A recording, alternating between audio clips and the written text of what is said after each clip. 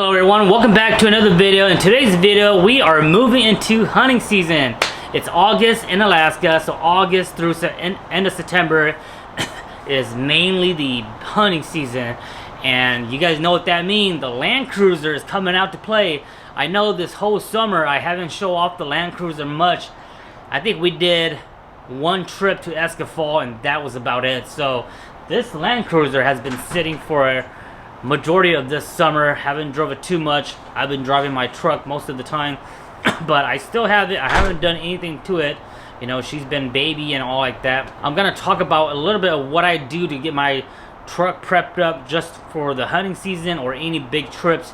Now this doesn't apply to Land Cruiser. You can probably do this with other things too, so just take that as a general video purpose. Now keep in mind, my Land Cruiser is a 95. It's pretty much in top notch shape already. I don't have to do anything major or anything like that. I started yesterday and I rotated my tires from front to rear, rear to back, because my tires are directional. If your tires aren't directional, then you want to do a crisscross actually. So crisscross them, don't go from front to back, back to rear, back to front, etc. While I took off my tires, I went ahead and just degreased and washed them just for the heck of it. And then I also found out that my rear brake pads, the rear brake pads was completely out, so I went ahead and replaced the brake pads. And then I also run 1-inch wheel spacer. I went ahead and make sure they were still torque to spec. They were torque to spec, nothing was loose or anything like that. And then while I had that out, I just went ahead and cleaned my brake calipers, hosed it down and degreased it because dirt was stuck in it. So that's what I did off camera. Today I'm just gotta go over my engine. I already did an oil change about 3 weeks ago, so I'm not gonna do oil change or anything like that. I will check it real quick and all that stuff, but obviously check all your fluids. So on the Land Cruiser, this is the oil air filter. This is a reusable Toyota air filter. Toyota part number 17801613030. When I ordered this air filter from Amazon a couple years ago, they went ahead and sent me two for the price of one. So what I do now is I use one, and then when it's time to wash one out, I wash it, and then I put this into my shed to let it dry, and then I just switch them back and forth. So if you guys are using a washable filter, maybe order two and do what I do. So this one is the dirty one. You can see it's kind of dirty. I already went ahead and put the other one in. I'm gonna go ahead and hose this down, wash it off, and then put this into storage, let it dry for the next routine swap next year. I'm also going to check all my fluid, check for any hoses that might be cracked, anything like that. For the most part, it's all good. I'm going to top off all my fluids and just regular stuff that you want to do on your engine bay. So just check things out. And then after that, we'll move on to the next stuff. As you guys can see, my Land Cruiser is in pretty top notch. Like I said, a couple years ago, I did a top and rebuild, head gasket rebuild, and I put a lot of brand new parts, built, distributor wires, spark plugs, so it doesn't need much. Went ahead and switched out the filter. Like I said, on the 80 series, the 1FZ, there's a little canister in here. You want to always take that out because that's like the that's like a catch can, and this is what it looks like. So you always want to take this catch can out and empty it out. There's always dust and dirt in here. So I went ahead and emptied this one out. I washed it, and then I put some new paint on it. It's drying right now. I'll go ahead and install that back in a bit. You want to check your coolant level, check your battery terminals, make sure they're good. We'll go ahead and do the we'll go ahead and top off the windshield fluid just a little bit more, but for the most part everything is in good shape. We'll look for any loose hose, anything that might be out of the ordinary, but for the most part, guys, everything's good. Always check your belts, make sure they're not super loose or super tight. Fans moving good. Battery on this side is looking good as well. I am running a dual battery setup, so just a little simple stuff like that. I just got back from the post office, so this engine is warm right now. Let me go ahead and check the oil dipstick real quick. And again, I did my oil change about maybe 70 miles ago, 3 weeks ago, so I know my oil is good. Oh yeah, nice and gold, nice and crispy. While you're here, you go ahead and check your power steering. Power steering fluid is good. Yep. So all that stuff is good, guys. Make sure your radiator hoses are nice and tight, nothing's leaky.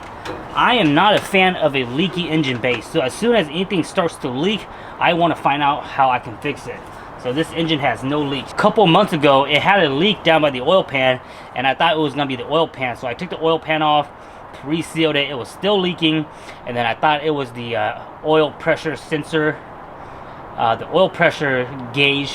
I took that out, RTV it, and it wasn't that. And come to find out, it was the oil dipstick, the O-ring on the oil dipstick, which is next to all those parts. That was the culprit. So I put a new O-ring on the oil dipstick, and so far it has not leaked any oil, so we're good on that.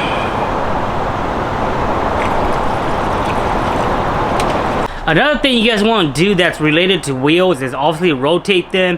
When you have it jacked up, you want to make sure you check your wheel bearings. I know my wheel bearings are good. They're all nice and packed. All my diff fluid oils are good. I keep them in top notch, so I know they're good. But while you're also down by the axle, on your front axle, make sure you shake your tie rods and make sure they're not loose or anything like that. So all that stuff you want to check while you're down there. I'm not going to show you guys because it's just stuff that you guys don't need to see. I am also going to take my grease gun and I'm going to go down below my truck and I'm going to grease my U-joints on my dry line. So make sure you do that. I like to do that every once in a while, just for the heck of it. Even if it's grease already, I like to just pump out the old one out and put new grease on it. So like I said, one FZFE, the 80 series box, they have this little catch can. I'm gonna go ahead and install this back on. A lot of guys don't ever check this, and make sure you guys do check this. Check this like every 3,000 miles, guys. Just empty it out. There's always dust in here, I guarantee you, and a few bugs. Automatic transmission on the Land Cruiser, so I'm gonna go ahead and check my ATF fluid or my transmission fluid real quick. Technically, you're supposed to have your engine running while you check it, but I'm just gonna do a quick sneak peek.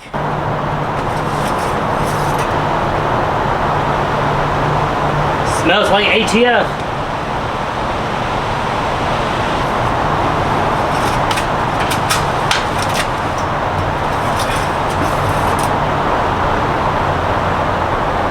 ATF fluid for the transmission is good, guys. Check. That's pretty much it for the engine bay. I'll check all your fluids, check for leaks, check rubber hoses, check battery terminals. Fuses are good. I carry spare fuses all the time. I'm gonna go ahead and start crawling under down my truck and check my U-joints and do my dry line and all that stuff. Super easy to do with the grease gun. I run double card-in on my dry line, the front and the rear. Sometimes your Zerk fittings might not be accessible, so you have to move your vehicle back and forth a little bit just so that it's accessible. So right now the rears are hidden up and I just need to back it up a little bit so I can get access to it. So super simple to do, guys. U-joints are done and all greased up. If you guys are solid axle, make sure you guys torque your kingpins. These are your knuckle studs. 71 foot-pound for the Land Cruiser and most of the solid axle. So those 4 right there and those 2 right there on the bearing cap, 17 millimeter. Very simple to do. If they get loose or anything like that, they can snap on the trail, and it happens all the time. And again, you can check your tie rods and your drag link. Just shake them back and forth. They're all nice and stiff, which is what they should be feeling like. If they're loose or anything like that, you want to get them out of here. I also forgot to mention, before you start doing any of this stuff, if your vehicle is dirty or anything like that, it has dirt or anything like that, make sure you give your vehicle a nice wash so that when you're crawling under the vehicle, you're not looking at dirt and crumbs and stuff like that. Just makes it so much more easy to inspect and do all your maintenance and tune-ups. You can see the dry line, everything's all good. Oil pans, everything's nice and tight. There we go, the double card-in U-joints, everything's all nice and greased up. So very simple maintenance and things to look over. Basic things to do: make sure your headlights, your turn signals, all that stuff is working if your vehicle is driven on the street and stuff like that. A couple months ago, one of my turn signal on the rear passenger wasn't working, and it was due to a faulty ground. The ground wire was all dirty, so I went and cleaned it up, and now it works fine. And that was a ground wire from the rear tail lights to the ground of the frame. Everything's working on the driver rear. Everything looks good on the passenger rear. On the bottom of the rear passenger, this connector here was bad last time. It was filled with dirt inside of it, and that was the reason why my turn lights wasn't working on the rear passengers. So make sure you guys take this off, unplug it, clean it up and put some dielectric grease in there. So that's the wire right there, guys. It's just a ground plug that connects from this side to the other side. Simple stuff to do. Check your rear axle, make sure everything's looking good, no busted bushings or anything like that. I have the e-brake deleted, the ABS deleted on my 80 series. This year's hunting trip, I'm not gonna be carrying my big old 38-inch spear. It's just too heavy and inconvenient, so I went ahead and took off my spare wheel. If I have any issues, I have tire plugs, and I also ordered a kit which is called the glue tread, and that will help repair any tire problems on the trail. So it's up to you, depends on what you want to do and how do you feel comfortable doing it. For me, the 38 spear is just too much weight.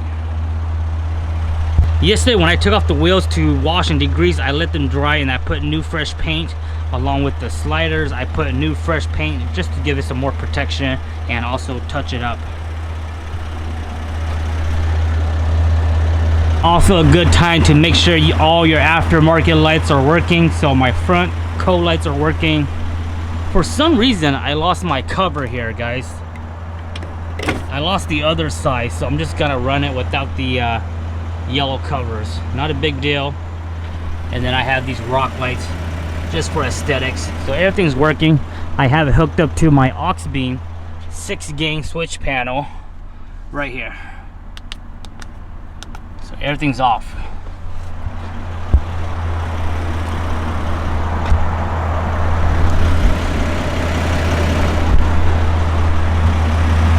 These are pretty important when I go hunting because I need extra light at nighttime. There you have it, guys. There's not much as far as what I do, just very simple, basic stuff. And again, the reason why I don't have to do too much because I keep my Land Cruiser top notch. I mean, not 100% top notch, but whenever something breaks, I'm always on top of it. So the thing is that as long as you maintain your vehicle, when it comes to that big trip, you shouldn't have to do a bunch of stuff. You know, you don't have to redo all the axle seals, etc., etc. It's just very little things that you want to double check before you get out there. And so for my Land Cruiser, my little quick checkup was pretty easy. I went through all the stuff, checked out everything, and everything was pretty much smooth, ready to go. The biggest thing was really just that rear brake pad. I have no clue that rear brake pad was worn down. It was pretty much worn down to almost metal, but it wasn't squeaky or anything like that.